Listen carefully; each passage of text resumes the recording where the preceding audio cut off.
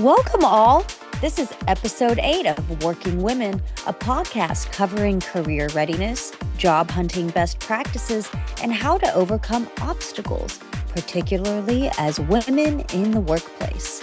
I'm Neera Doss-Berner, the Executive Director of the Cabell County Medical Society, which is a community network of doctors serving West Virginia. And my co-host is Heather Kazad, founder of Kazad Events and Communications, who helps nonprofits and small businesses in the Washington, D.C. area reach their audience through events and marketing. Hi, Heather. Hey, girl. If you're new here to Working Women, listening out of order, or maybe just skipped a few episodes, Heather and I have been honored to welcome some amazing guests the last few weeks, and today is no exception. Our guest has more than 20 years of experience in education as a teacher, principal, and university professor. Please welcome Dr. TaShara King. Woo! Hi, Heather. Hi, Neera. TaShara, thank you for being here. We haven't had a chance to really catch up in a while, so I'm excited to see you. I'm just going to schedule podcast things around my friends and my colleagues. And truly, you are the perfect guest to round out this series we're doing. We've talked a lot about, the challenges of job hunting, the hoops we have to jump through, and all of that. But I really want to close this chapter on a hopeful and encouraging note. And you do that so well. And it's such a big part of who you are. This is so exciting to hear everything about you and your story. So, can you walk us through your career a little? Share with us what your journey has looked like and where you are now. Absolutely. So thank you, ladies, first and foremost, for having me here today. I'm excited to be one of your first guests on your podcast. So congratulations as well. And I look forward to sharing hopefully some nuggets that your listeners can take away. So just a little bit about me professionally. I actually started out teaching back in 2003 as a high school teacher in Montgomery, Alabama. So yes, I've been in education for a while. So I started teaching science. And I always knew that I wanted to be a leader. So, just a fun fact about me, I went straight through and got both of my degrees. So, as soon as I was doing my BS, my last semester of school, I started working on my master's in education administration because I knew I wanted to be a leader, right? So, why waste time? And so, and so I finished a semester of that, my last semester of working on my BS, and then continued. So, I was able to get done in a year. So I was working as a high school teacher, finished up my administration degree because I knew that was something I wanted to do. So I taught for about 5 years. And I was told because I was highly qualified, which during that time it was you have all of these credentials to teach science because science and math teachers at the time and even now were hard to come by. I was told, it's probably going to be hard for you to get out of the classroom. And that's not like something I wanted to hear, right? Because I knew I wanted to be a leader. And so I turned in my letter of resignation at the end of that year. Didn't have a job, didn't know what I was going to do, but I listened to spirit and I knew that I did not want to be stifled with my growth. Regardless of how fabulous I was in the classroom, I knew that was not where I was meant to be for the longevity of my career. So I left there. I became a coach for teachers through a program called AMSTI, Alabama Math Science Technology Initiative.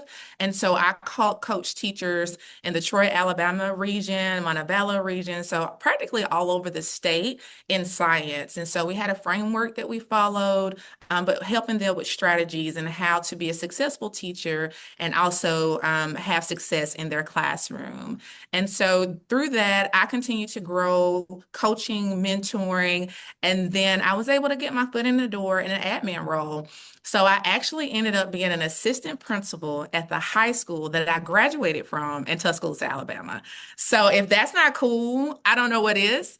And not Nice. only wasn't I an assistant principal, but the other leader in the school, she was also an assistant principal. She had been there for a while, was getting ready to be the principal. She was my track coach when I was in high school. So you talk about alignment, talk about how things are just meant to be. And so I spent 4 years there in that school district. They promoted me to principal of a middle school. I spent 4 years as a principal of a middle school, and then 2 years as a principal of an elementary school. So I have the gamut K-12. I've been teaching, I've been coaching, I've been an administrator. And in the last role that I was in, I actually worked alongside my team, some consultants, and our leadership, and we were able to move our school 23 points academically on our school report card in 1 year. So we went from, yes, That's amazing.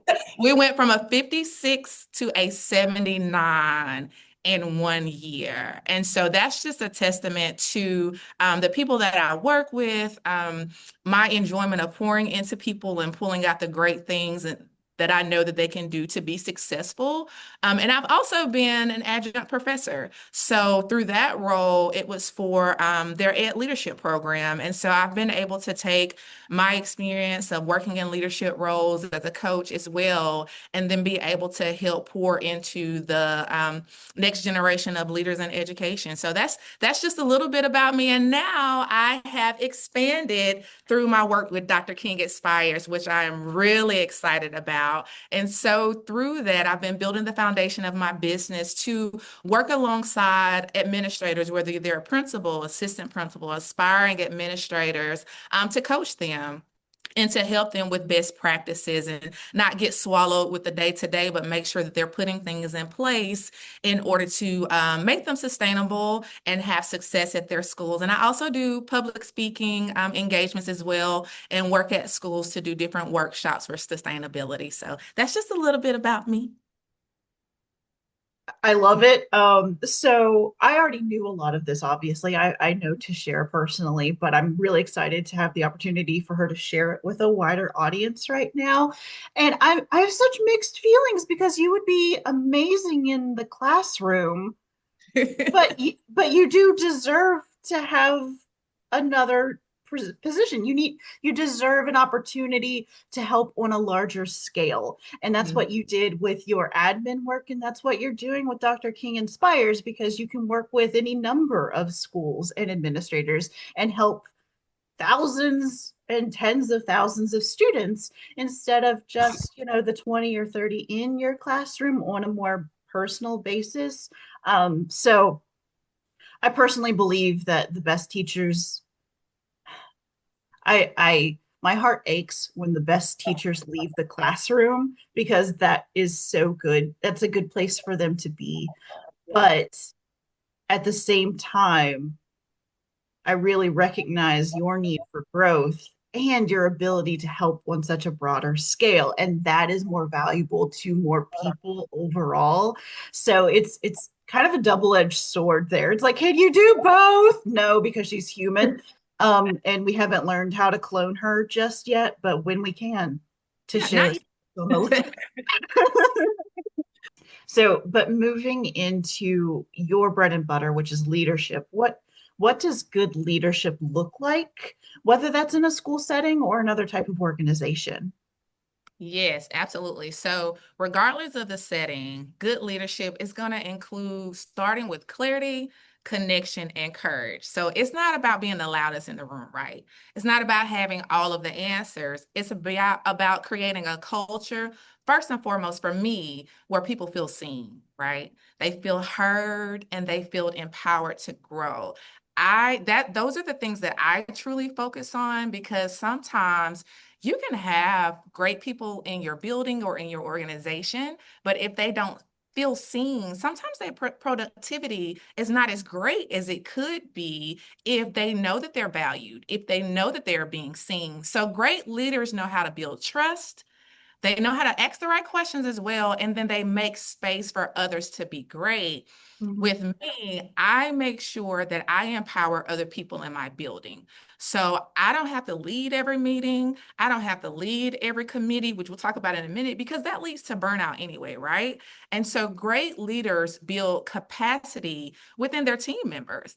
At the end of the day, it takes time, but I want to be the type of leader, and I encourage others to do the same, where you have empowered the people on your team, you've built sustainable processes and procedures to the point to where if you have to leave, the team and the company and organization will still be amazing.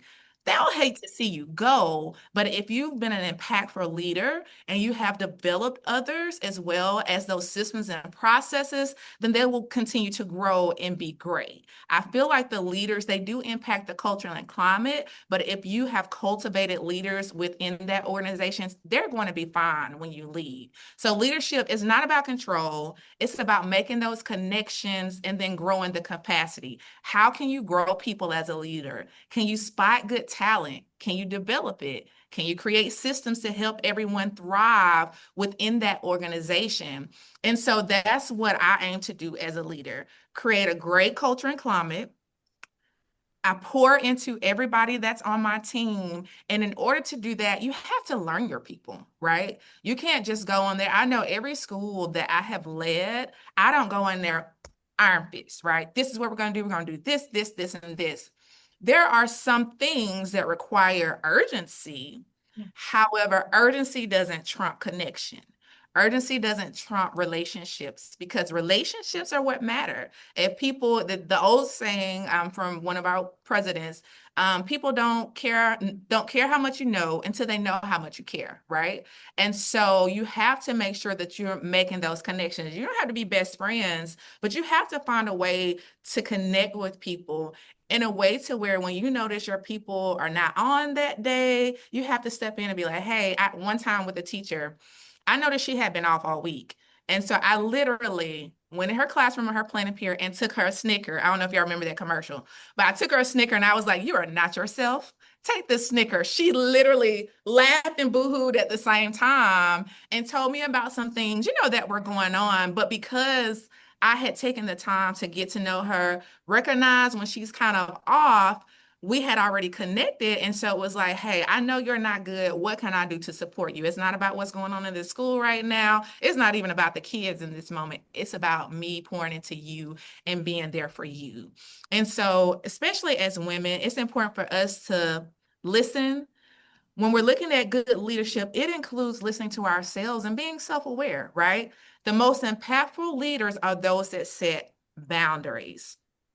I am very mindful of giving out my cell phone number when I first started a job, right? Because they don't know me. I don't know the leader they had before me. I don't know how accessible they were during that time. Mm-hmm. I have a family. And even if I didn't have a family, I still have my time. I have me, right? And so it's very important as a good leader to set boundaries and adhere to your boundaries. I have to make sure I have time to rest. Do not disturb has become my best friend. There's a way to get in if there's an emergency, right? But you have to set those boundaries. And when my last place that I worked at, when they got my cell phone, it was like gold, right? When I started getting out my cell phone number, they were like, oh, we have arrived. We got Dr. King's cell phone number. They had other ways to reach me, but it wasn't an immediate cell phone. We used an app, that I could check and they could reach out to me. But that cell phone is just so personal. And now in 2025, it's like people feel like they have the ability to connect with you immediately because they have your cell phone, not coming from the landline where I may answer, I may not be available. It's like cell phone, you should have that in your hand at all times. Why aren't you answering? So being able to set those boundaries and creating time for rest as well as reflection. So don't ever apologize for needing help or being willing to take the time to reflect. What worked well? What didn't work well? I have failed a lot as an administrator. And I learned from those areas that I don't feel like went so well. And one of the things I'll say is when you're reflecting, reflect on those areas that you're strong in, as well as the areas you have growth in. And just a transparent moment. Every time I have hired an assistant principal, I was looking for somebody to fill in my gaps, right? I don't need another TaShara. I'm good at making connections. There are certain coaching, there are certain areas that I am good in, but I also recognize that there are areas where I need somebody to help me, right? And so, for example, my last place, I brought in somebody that was strong in curriculum and instruction. I had only worked in the elementary school for 1 year, so I was still learning the ins and outs, specifically the lingo for elementary school, right? I know what it takes to be a good leader, but I was still learning elementary school. She came in, she knew all of that stuff. And so you would always hear people say, y'all work so well together, because I'm not intimidated by somebody that can come in and fill in my gaps, because we complement each other. And so when you have that and you have a confident leader, that's what you do. You hire people on your team that is going to grow the team and make the team be as successful as possible. So whether you're in a school, a nonprofit, a corporate office, or even an entrepreneur, excuse me, good leadership means being grounded in who you are, clear on where you're going, and committed to lifting others up to climb along with you. Wow. Okay. Well, that there are so many wonderful things that you just said. And I don't know if you've heard of the NAP ministry, but that really spoke to me. The NAP in ministry is like one of these things where I heard about it, I think it's Sister Song. And it was talking about how you cannot do your best if you do not rest. Mhm. You have to set boundaries if you want to do anything and really inspire or get things done efficiently. You cannot be burnt out, like you said. And I love that the Nat Ministry talks about that. So that kind of spoke to me. And I love that you are speaking about a good leader isn't intimidated by people that are that have other qualities. That is a beautiful way of putting that, because I think so many times in this workforce, especially, we want to be independent, and the independence is beautiful, but you have to be working with people, because nobody is impressed by a brilliant person that cannot work with others. And I love where you are going with this. Um, I'm so happy to meet you, Heather. Thank you for having Dr. TaShara King on this, because now I get to ask these questions and rack her brain for everything. Um, Given your experience in leadership and also coaching leadership in others, what are some of the common mistakes that leaders make, and how do you learn from them? So one of the most common things I see, especially as women, is trying to do everything ourselves, right? So we can fall into this trap of thinking we have to prove ourselves, right? Like, I have to show that I've got it all together. I'm all organized. I can do this, this, this, and this. I don't need any help. I am so grateful to be delivered from that. Hallelujah. I don't have that mindset anymore. It's been a while, right? Leadership doesn't mean you have to do it all. It means you build a team that can do it all, right? And so delegate, delegate, delegate. As an assistant principal, I was trying to, stay in my lane, but I was still trying to do it all. And even in my lane, there was times when I needed help. I had a great mentor, which I'll talk about in a little bit, but just being willing to delegate. I can always remind myself and tell leaders I coach, please do not forget to delegate. Every day, look at your calendar. Is what's on my calendar that somebody else can do? Or what's within, if I have several projects that I need to do, what's a project that somebody else can do? And it doesn't mean you step away from the project yourself. You can still be there to assist them as needed. I believe in hand holding. I also believe in gradual release. And so you know your team. You know the ones who need you there kind of to hold their hands, and you know the ones that can just take it and run with it. And it's like, hey, just check in with me when you need to, or are you checking in with them? And so that's a part of knowing your team. And so I would say one of the biggest things is just not delegating. Not because you're incapable, but it's because your role to develop others, you're not drawn to tasks. You want to develop other people. So ask yourself, how do you empower your team in such a way that if you left, like I talked about before, not only will those systems and processes stay in place, but the organization will continue to grow, and everyone that comes in contact with the people on that team will feel empowered. Another thing, I touched on it just a few minutes ago, but I wanted to go just a little more in detail about it is rest. And Neera, you talked about it some too. I think as leaders, we don't make time to rest. And when I say make time to rest, sometimes you have to put that rest in your calendar. Okay. We put everything else on our calendar. Although I got my son's dentist appointments, I know different meetings that I have to have. Sometimes you have to put on there, this is the time that I'm going to rest. Not making time for rest is a no-no. I had to learn that rest is not a reward, it's a requirement, right? It's a way that you refuel your purpose. I have a good friend who's doing a series right now. She's just talking about rest and what that looks like and how important that is to your body. And she also was the one that said something that has always stuck with me. But we would always talk about how you pour from your cup into others. But she reminded us and used as an example, you don't give from your cup. She told me everything that's in your cup is for you. What you give from is the overflow that's in your saucer, right? And I was like, psh, mind blown. Because if you're giving from your cup, then eventually your cup can get empty giving to others. So it's like, you can't have what I need to carry out my purpose, right? I'm going to give to you from my overflow. But the only way I'm going to have overflow is that I'm resting and taking care of myself. Because if I'm not doing that, then my cup is starting to dwindle, right? It don't matter if you see the cup half empty or half full, it's dwindling, right? And so that has always stuck with me. You have to give from your overflow. So making sure that we're giving ourselves plenty of rest. That's the best decision that you can give yourself. And it also helps with coming up with creative solutions. As a leader, we know that we're being pulled in different ways. We're on different projects. As a school leader, I've got to make sure I'm moving my school, make sure that my data is increasing, my kids are doing well. I also have to make sure I'm connecting with the community as well as board members, my faculty and staff. And so giving yourself rest allows you to do that. And it helps with your creativity because once you start to get burned out, the ideas don't flow the same.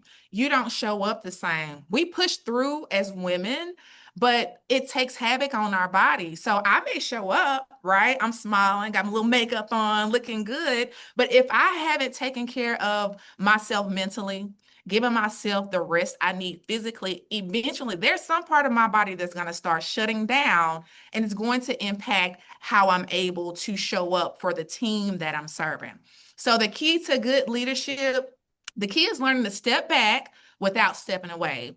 Reflect, reset, and you have to let go of the myth that I have to be the one to do everything. That's not good leadership. That's exhaustion dressed up as achievement, and we don't want that. Real leadership models sustainability and not sacrifice. We're not sacrificing ourselves anymore for anybody. If we want to make sure that we're being productive and we're being the best to ourselves as well as the organization, these are things that we have to do. We have to take care of ourselves so that we can empower, we can inspire the others to be great and be successful. We are clipping all of that into so many like 15 minutes, 15-second snippets because everything you said is perfect. So I'm sorry. I just had to be like, wow. Yes, No, please. I love it because I'm also watching Neera's face Oh as yeah, my we're face is talking. terrible. It's hilarious because I'm over here and I know this because I know her, but I'm like, yeah, see No, why we're doing this, see why see, we're like talking to her, because we need to hear legitimately, this as a- individuals. The two of us need to hear this. and this is something that I am I'm sorry, this should be part of it, but Heather, you can take it out if you want to. But Dr. TaShara King, I wanted to let you know that one of the things that the blah, blah, blah, the executive director of the Cabell County Medical Society, but something that I very much care about. I'm part of the disability community. I've done a lot of work in these spheres. And God, I hate when I clear my mouth before I say something I'm trying to be prolific. Um, I'm trying to be profound, but um, if you do not rest and take that time for yourself, your body will show it in other ways. Yeah. Your body will start to shut down. Your spirit will shut down. And those are the things that you are talking about. And so I just had to be like, whoa, my mind is blown because you're blowing my mind over here. And I know, I'm sorry, I just met you. But it's exactly what I'm talking about over here, is which is, yes, you have to take care of yourself or your body will stop Mhm. working the way that you want it to efficiently, because your body is a battery. It needs rest, it needs fuel. And we forget that. We forget this. We are machines. We are sentient machines. We still need rest. So I'm sorry. I just had to say that. I'm sorry. I'll No, stop talking. we'll use all of this, I No, think. please don't talk. I mean, I just had to tell her that specifically. Like, oh, okay. Now I'm done. And so, like, you put your own oxygen mask on before somebody else, right? Like, that's what we're taught. And it's the same in leadership, in work, in everything that you do. You still have to kind of focus on yourself. We talk about this a lot in parenthood. Mothers are really bad about draining themselves for their kids. And I'm always that person. I don't have kids, but I'm always that person who's like checking on the mom and like, are you You were. okay? Have you You were one of rested? the only people that did that. And I was like, "What? You're not even a mom. Why do you care, Heather? I'm Because I 22 know. years old." And like you cared at that time.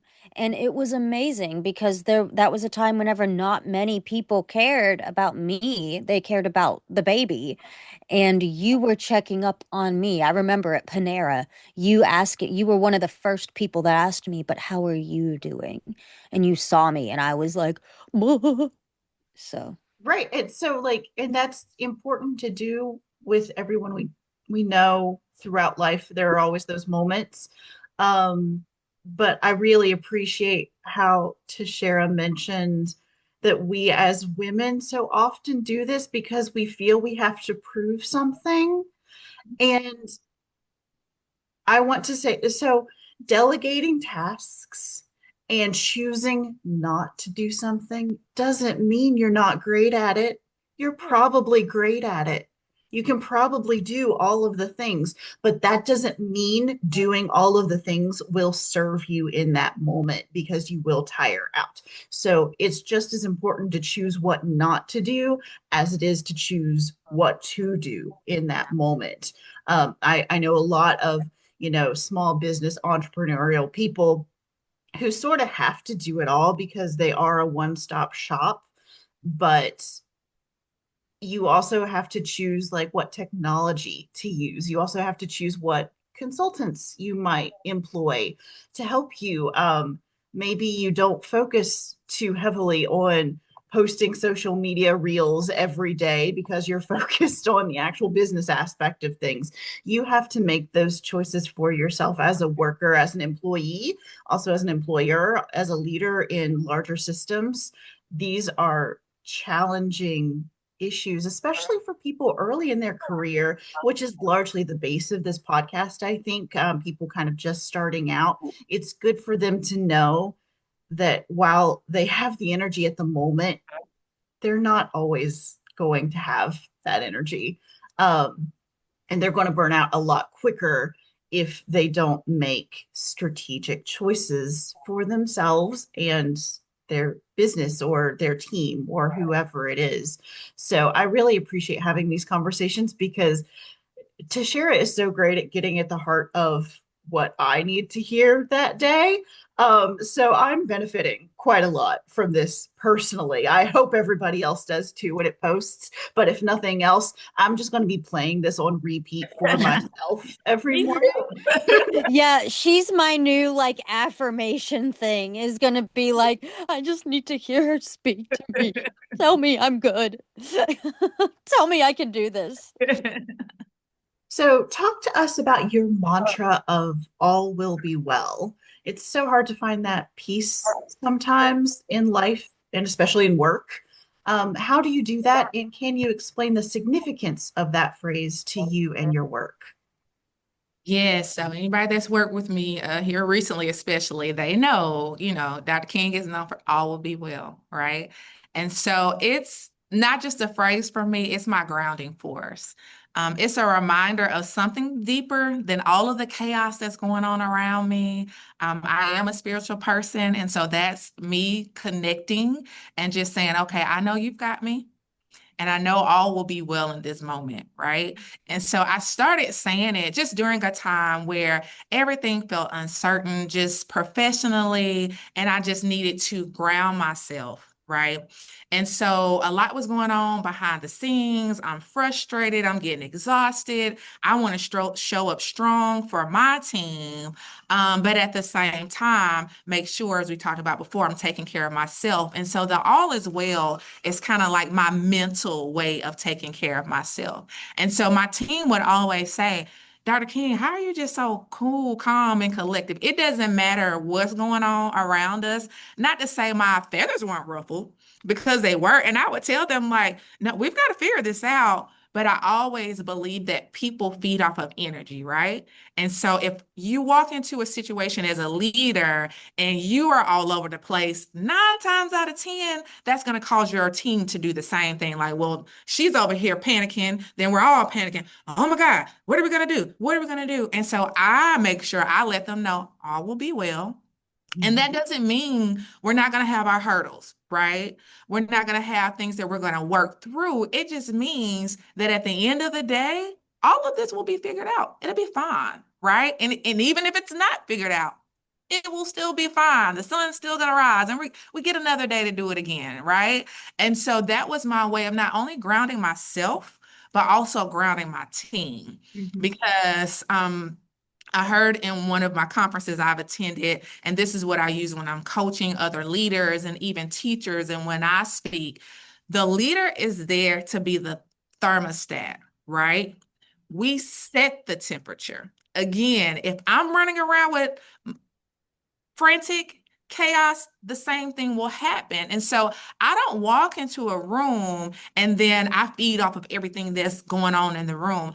I come in the room and I set the temperature, right? I'm the thermostat. So if I see there's chaos, I'm very intentional in making sure I bring the calmness into the room. Now, also, calmness doesn't mean I don't have energy because I can walk into a room and see if the room is dead, right? What are y'all doing? And so I'm going to bring the energy, but that's what good leaders do. They see what the need is in a certain situation and they adapt. I call myself not only a transformational leader because I turn around schools and I work with others to do the same, but I also call myself a situational leader because I can quickly read a situation and I know how to adjust to make it better. And so all is well is just something that I have started saying when I have a women's Bible study group, and a few of them, they would like always be like, all is well, all is well. And so I picked that up for myself. It's like, you know what? You are right, all is well. And so I'm going to take that just out of the spiritual realm of my Bible study, and I'm going to carry that with me everywhere I go. And so sometimes my husband will even ask me, well, how's it going? Well, how do you think it's all will be well? And that's just what I use. It reminds me that I don't have to rush through the process. I don't have to overperform. I can't control every variable to be effective. I just have to stay faithful. I have to stay focused and I have to stay grounded. And most importantly, I have to trust that what I'm building through integrity and intention will be fruitful, right? Because I'm very big on integrity. What are the things that I'm doing that I know are going to benefit others? How am I pouring into others? How am I inspiring others? And that's why I love Dr. King Inspires, right? It's not just a platform on social media where I'm making posts and inspiring people. I'm sitting with people. We're working side by side. Before we can talk about moving your school, we got to talk about what do you have going on? What are some of your own hurdles when it comes to leadership? That's a part of the coaching. It's not really mentoring. Mentoring and coaching are not the same thing, right? Coaching, it's, hey, what do you have going on? What are your hurdles? And then let's talk about strategies. And not only are we going to talk about the strategies, how are we going to put these strategies into place so that you can feel that all will be well? So here's something I always remind myself of. So no matter what's going on around me, I always tell myself all will be well. Doesn't mean it's going to be easy. It means I believe in purpose, even in pressure, and I choose to lead from that place of knowing that regardless of what's going on, all will be well. Everything is going crazy. We're trying to figure out how to move these kids, but all will be well. And how did we know? Our test scores show that all is going to be well. Our culture and climate shifted and it showed that all was well, right? And so we say it, and then we also put the things in place to make it happen, and it comes to light. Mhm. We're from West Virginia and diamonds come from coal, so I get that. You know, that speaks to us. Um, and I love that the things that you're saying, um, with the premise of Dr. King inspires, it provides practical guidance in a positive way, and these things can go throughout your whole life. It, I love what you're talking about. With all is be well, all, let me see, let me, though I want to use the correct wording, all will be well. Yeah. Um, Having that faith and that focus can truly putting that into every aspect of your life can help you professionally, personally. That's a beautiful way to word that. What are some of your long-term goals for your business, and what would be a success in your mind? Yes, ma'am. So, Dr. King Expires, just to tell you just a little bit about it, but it's basically developing into a full ecosystem. That's what I want to do long term. But right now, as I talked about, it's coaching aspiring leaders, administrators that are already in the role, whether you're a principal, assistant principal, or even central office. That's one of the things that I found that we lack in education, and really sometimes as an entrepreneur, or if you work in the corporate office, is coaching. Right? We're expected to do all of this, the checklist and project management, but where's the person that's helping me coach through this? Yes, I have the skills to be able to implement some things, but who's coaching me along? Who's helping to make sure that I'm held accountable? Who's giving me those strategies? Who's my thought partner? Because sometimes in leadership, they kind of say the higher you go, the lonelier it gets. But I'm a big collaborator. I love collaborating with people. I had a lot of teams at my schools. And so as a coach, that's what I'm providing, right? It's an opportunity for collaboration. Yes, I have years of experience, but I learned things from the people that I coach as well. And so I'm working side by side with them to one, not only inspire and encourage them, but again, we're looking at processes and procedures. We're looking at some hurdles that you need to overcome. We're looking at strategies. And not only we're looking at the strategies again, how are you putting those strategies in place? If there's something you want to focus on for the next 2 weeks, I'm going to give you some guidelines. We're going to work together. And then 2 weeks later, we'll come back and we say, okay, how did it work? How did it go? What do we need to do to tweak it? So that's just the premise of Dr. King Inspires. And so I do have my Inspire framework, and I've developed a journal that I'm working on through Dr. King Inspires with my framework as well. But it's in order to be able to help us stay focused. And so that's what I want to do through my business. And that's what I'm doing with those clients that I currently have and those that I'm seeking to work with. I don't want to just be another voice online. I want Dr. King Inspires to feel like a movement. I want me to be able to pride in my team, to be able to provide hope, healing, and high performance for those who are tired of choosing between my vision and my well-being. How do we marry that together to make sure we're being successful? And so that's just a little bit about Dr. King Inspires, and I anticipate that it would continue to evolve and be the coaching that everyone needs, regardless of what business or what role that you have. Can you tell us a little bit about grit, resilience, and tenacity? And how do those character traits support an individual's growth? And how does someone strengthen those traits? Absolutely. So grit, resilience, and tenacity, they're the backbone of every leader, right? Every leader who's ever survived, but also grown through their hard seasons, right? And so for me, when we talk about grit and resiliencies, it's growth mindset, versus a fixed mindset, right? I talked about how I hire people that fill in my gaps because I have a growth mindset, right? I don't know it all. I'll never know it all, but I surround myself with others that do. And that's just a part of that grit, right? The growth mindset.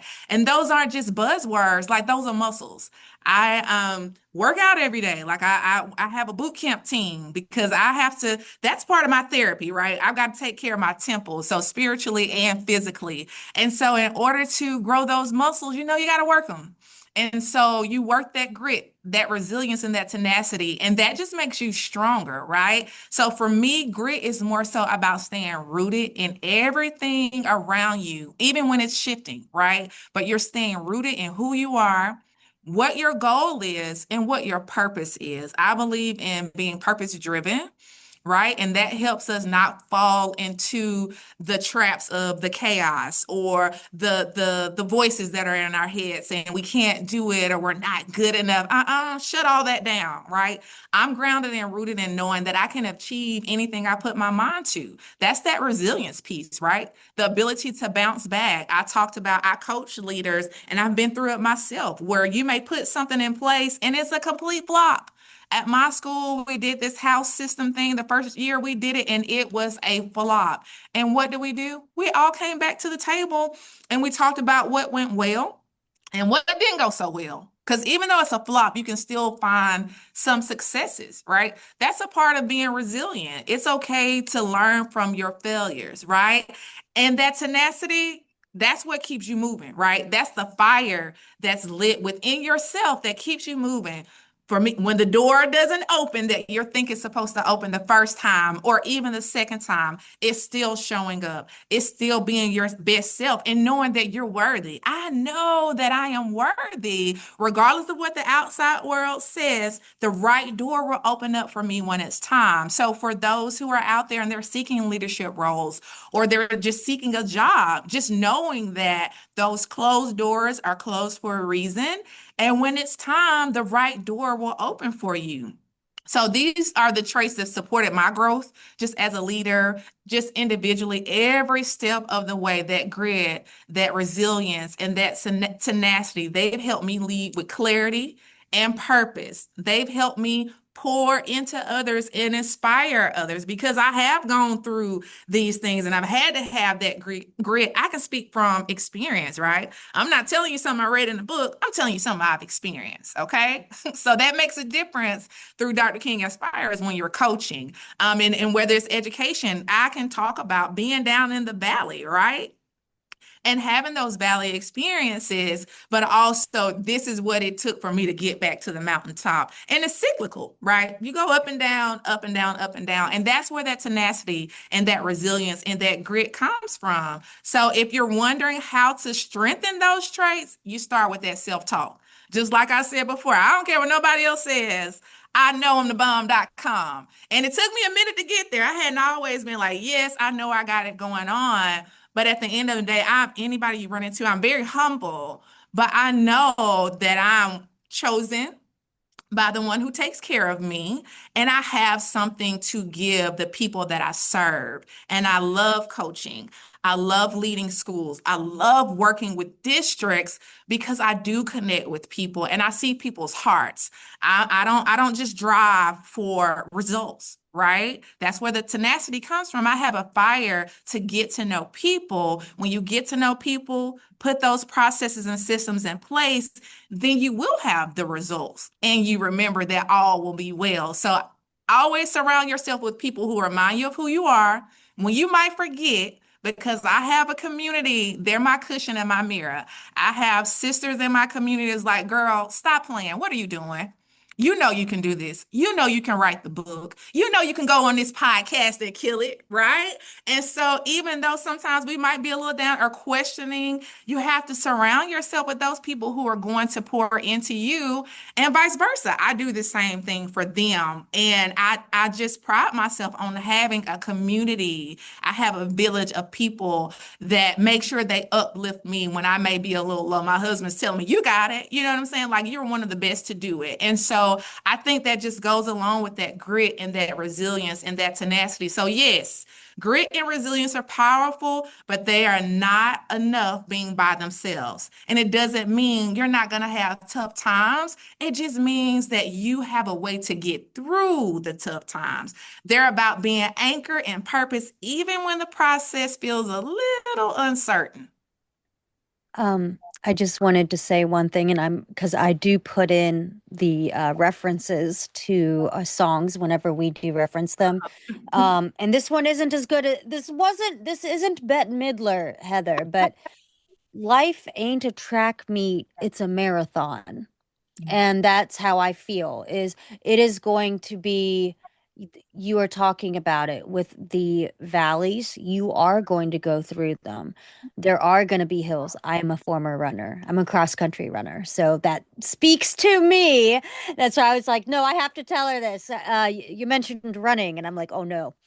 But you are going to hit those hills and you are going to feel that burn, but it is working through that burn and getting through it, and that makes you a better athlete. That makes you better at whatever you're doing.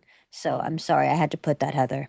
No, That's that's all. totally fine. I appreciate it. And I also like, so I love the idea of resiliency, grit, tenacity. Those are foundational core values, but they're building blocks. You have to build from that. And that's what you're talking about. And I definitely see that in who you are as a person.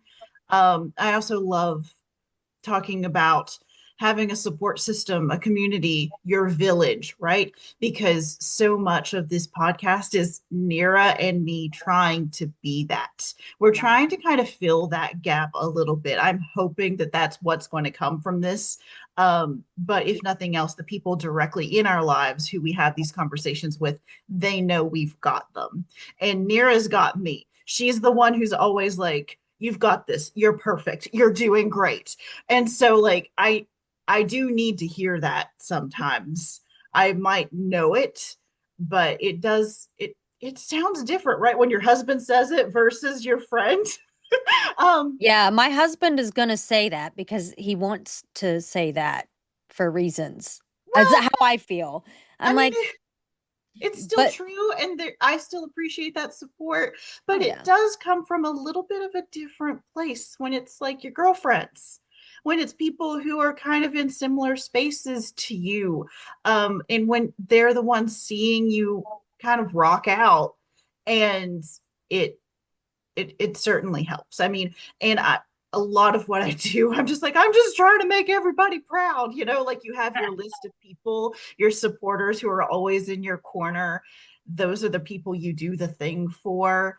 So I want to make sure people recognize that. I want to make sure in this podcast particularly that people understand that we are their cheerleaders too. That's what we want to be. I've said that so many times that the goal of this podcast is to give you some information, but also be your cheerleaders and make sure you feel supported, even though especially if you don't have somebody in your corner where you are. You might not have that really diverse support network, but we want to be that too. So once again, I'm so happy that we have TaShara on here. Just like we're learning from Dr. King, and we're doing it all afternoon. It seems like because I'm just not going to make her. I'm not going to let her stop talking. I know, Um, I feel so bad. I'm like, "Hey, how are you? What else do you have to say?" we want to learn. But so you did kind of hint at this a little bit ago. I know you want to write a book in the near future, and I kind of think we can suspect what would be in it based on this conversation. But can you give us something of a synopsis, what you hope your readers will gain from it? Just like give us something to look forward to so we can just kind of like read the book cover to cover multiple times instead of calling you every other day. Yes, so I'm actually in the works of making my journal. Nice. And so the journal and even the book is around my Inspire framework, which depending on the situation, you can apply it differently. But overall, the I is ignite relationships that matter. N, you navigate with vision. S, you strategize for success. P, you got to promote that wellness and belonging. I've been talking about that, right? And the I, of course, inspire. You want Yeah. to inspire and innovate. And then with the R being, you want to revitalize, reflect, and recalibrate. And then ending with E, with equity and empowerment. And so with the journal that I am working on now, that will be available soon for pre-sale, but with the journal, I'm working on is right now it's geared towards school leaders. And so what I learned was in the 10 years that I've been in admin is you go in with this game plan of what your day is going to look like, right? I may have something written out or I may look at my calendar or something to see what I have. And then once you get in, the whole school is on fire, right? You're just putting out little fires. And I'm sure it's the same in businesses or Yeah. different organizations. You get there and it's one thing, and it's not what you planned for your day. And so through my journal, it's helping leaders lead well and live well. So you're planning out your day. And so I ask things such as, what are your three big rocks? And so because the three big rocks are what you're going to focus on. What's your goal? What's your focus for that day or even that week? So that everything that you do in that day goes back to your three big rocks. If they're not related or tied to your three big rocks, put it on my notes page. Write down something I need to come back to, right? Because a lot of times we call them fires, but they're not really fires, right? It feels like fires because you have them, they start to pop off everywhere. And so it's like, oh God, I got to go over here. I got to go over here. I got to go over here. So for me, I'm supposed to be in classrooms, but now I got a parent downstairs. I got a teacher that needs me with the child in the classroom. I got my supervisor on the phone saying, hey, can you give this tour? And it's like, whoa, wait a minute. That wasn't what was on my calendar for today. So how can I make sure I get the things done that I'm supposed to get to that are related to my three big rocks? Still take care of that, but making sure I keep the main thing the main thing. What's my focus for the day? And so I give them step by step within that journal. And it's although we talk about living well, it's all the way down to did you eat? I don't know about you all in your roles, but I know as a school administrator, there would be times when I would not eat. Yeah. That's unheard of. Who No, my husband has to feed me. I think it, and it's terrible. Like he has to feed me like adult snackums. What are they? No, snack like an adult he gives me charcuterie boards because I will forget to eat. I mean, and it's not it is not a diet. It is I'm busy and I forget and then I'll just pass out of nowhere. So I'm glad you're saying this because Yeah. this is something that I actually Heather deals with, I think. I mean, I've seen you, we'll be recording and you'll be like, I haven't eaten today. And I'm like, you need to eat. And I see so many women that actually deal with this, and I would consider it to be like unhealthy eating habits because we have to be careful for blood sugar reasons. If Absolutely. you are having your blood sugar up and down, that that's not good. No, That's no. that. And it's never intentional. Like No, we're not trying this. not going to But eat breakfast or lunch. All I'm going to drink is 2 cups of coffee today. That's it. I'm just going to eat this and cookie. then I'm going to wonder why I'm sick. And so within that, it does, that seems simple, but having it right there in front of you, like, what time did you eat? And it also doesn't, if you didn't eat, well, how did you feel when you didn't eat that day? Right? All the way down to drinking water, because we know we have to fuel our body. So it's, did you drink your water? So yes, what are our big rocks? What classrooms are we going into today, or what are we doing to accomplish our big rocks? But it's also, what do we do to take care of our body, right? And so I have all of these things spelled out in the journal, along with a leadership prompt. I give you encouragement each day. Of course, I got to inspire, right? And so you're going to have an encouraging quote for the day and just a reflective quote as well. And so the whole point is to help leaders go from putting out fires and really being productive and making the best use of their time. Because what I hated as a leader was having all these things to do. I put out all of the fires, and at the end of the day, I didn't get to anything I needed to do. And so it made my plate, or my buffet, as I called it, my buffet feel even more heavy the next day, right? And so the journal is going to be to help people stay focused.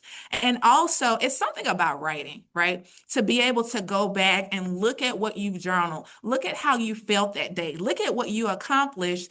And as a school leader that may be using this, you'll be able to look at the full school year and be able to say, oh, I did that.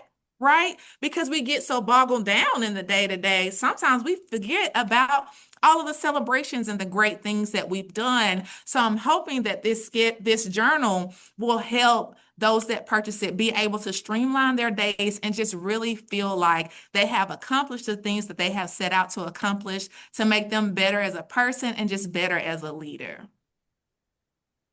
Well, I think that we know two people that are going to be purchasing this. Oh yeah. They're on this call. And I mean, that's amazing because I love absolutely everything you said. Our focus in this podcast is more on early career decisions and practices, but most people spend 30, 40, maybe even 50 years working. What are some ideas or strategies professionals much further into their career should consider to cultivate a healthy and supportive team culture that you speak about? Yes, I love this question because we always talk a lot about getting started, but there's also power in thinking about how you sustain and evolve, right, over the long haul. And so for professionals that are later in their career, I think one of the most impactful strategies is going to shift from one being the one, we kind of talked about this, but being the one that executes, right, and becoming the one that cultivates others, right? At this stage, your legacy isn't about what you have accomplished. It's about what you build into other people. How am I building other people up? How am I building other leaders? And everybody doesn't have to be a leader, like a school leader or leading a company. You're a leader in your own right. Teachers are leaders in their classroom.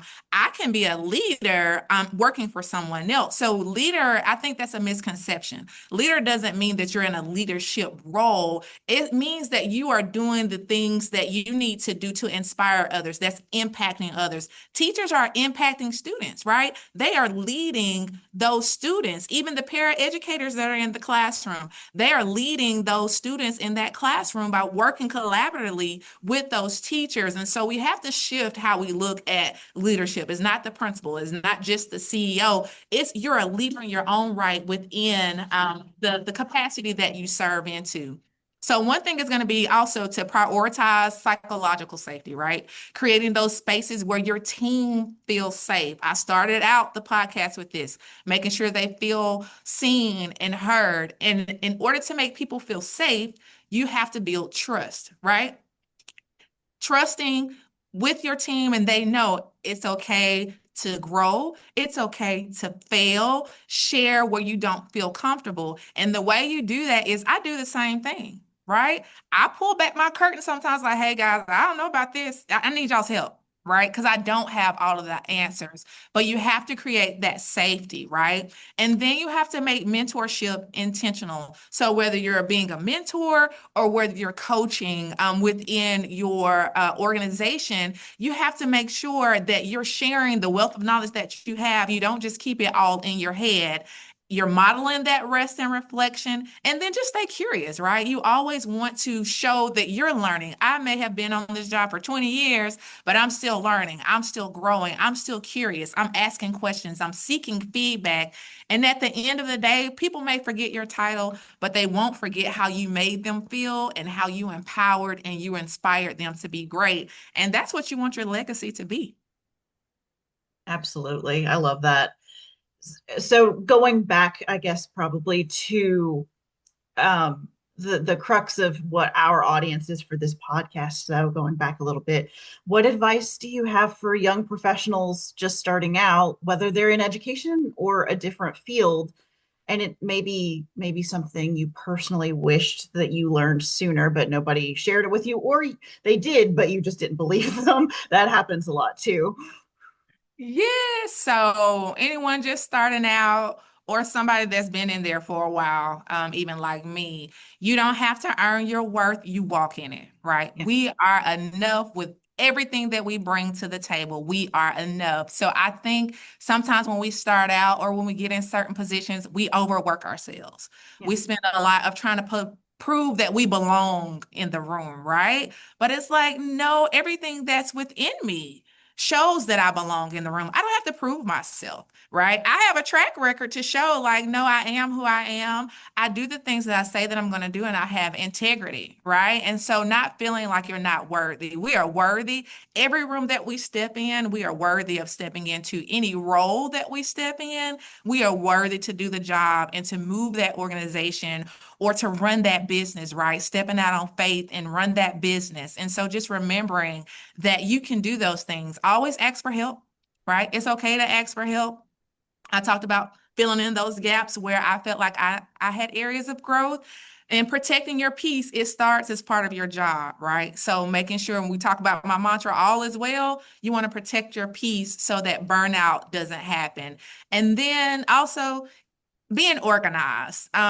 This is not everybody's forte, but you have to find a way that works for you so that you can be able to see, oh, what did we do last time we did this project? How do we need to tweak it? It may be electronic notes, it may be audio notes, you may record yourself video, but try to keep some type of receipts, if you will, of what worked well and finally, and what didn't work well. And then finally, for that, I would just say give yourself permission to evolve. The TaShara that I was 20 years ago, 5 years ago, yesterday, even, because now I'm on a podcast, it's not the same TaShara. And so I give myself permission to evolve. I give those that I work with through Dr. King Inspires, through the coaching, permission to evolve. You may have set out to have these goals, but you see you need to shift within your organization. It's okay to be able to evolve. So the job you start with might not be the one you retire from, and that's perfectly okay. And remembering that you are enough and you are capable to do whatever is set in front of you or that you set your mind to. Well, that is amazing. And thank you for everything that you have said. Um, you clearly are a wonderful uh, leader. I would like to subscribe to you on everything. So I will be doing that. Um, but who made you who you are? Do you have anyone specific that you consider that helped mentor you and what you learned from them? Yes, I say I have had several mentors, right? Depending on where I was in my journey. But my mother has been a leader, right? She was a director of a mental institution in Tuscaloosa, Alabama. And so I have watched her go through the valleys and the mountaintops. She pours into me and encourages me, giving me those tools and strategies to remind myself that I can do those things. And so I've been able to watch her from afar. She calls me little mama. She's, my mama. But to watch her from afar, she's done those things. She's retired now, but she did instill in me that resilience, that grit, that tenacity. And then I have people within my friend circle as well that are mentors for me. So yes, they're my cheerleaders, but it's also, did you do this? Well, what about this? Well, let's strategize on this. So it's good to have those cheerleaders and it's good to have those people that push you. Right. My first job as an administrator, the assistant principal there, as I said, was my track coach. She was also my mentor. She's an African American woman in a leadership role. So I learned a lot from her. She said, when I leave, I want you to be able to take this seat. Right. So I didn't take her seat, but I did become a principal at a school within that school district. And so I've had several people pour into me, and even working here recently with Heather through her company, and she has given me advice as a consultant, like, have you thought about this, or what about these questions, or I can help you in this area. So there are so many people along the way that have poured into me, that have helped me be great. And then in return, I've tried to do the same thing. All my assistant principals have gone on to be directors of curriculum instruction, coordinators of curriculum and instruction. One is a principal. And so I don't take having great mentors lightly or being a mentor lightly as well. I make sure I pour into others. And again, I like connecting with people. So I'm going to do that. And so I'm very appreciative for those that have poured into me along the way. Thank you for being here with us, Dr. TaShara King. It's been really fun getting to know you, and just thank you because I have learned so much from you just in this small spot. of getting to speak with you. Yes, absolutely. So, uh, excuse me, I'm a little misty because I didn't expect to be listed in that last question. But I always enjoy our conversations because they make me feel so empowered and ready to take on just about anything. So, listeners, if you have questions for Dr. TaShara King, please send them my way. I'll make sure she gets them. You can also follow Dr. King Inspires on Facebook and Instagram. And TaShara, when is the journal pre-order available and where will we find that? Yes, I'm working with my designer. We actually have a meeting today at 3 o'clock. Okay. And so I will keep everyone posted. Please connect with me on LinkedIn, Instagram, or Facebook, and you will learn about the pre-sales there. And then any questions you may have about some of the things I talked about, and even if you're interested in working and getting coaching or me coming out and speaking at your school or with your school district, I'd love to connect with you all. Well, friends, I think that's a wrap. Thank you so much for joining us throughout this series. If you've missed an episode, we encourage you to catch up on that whenever you can.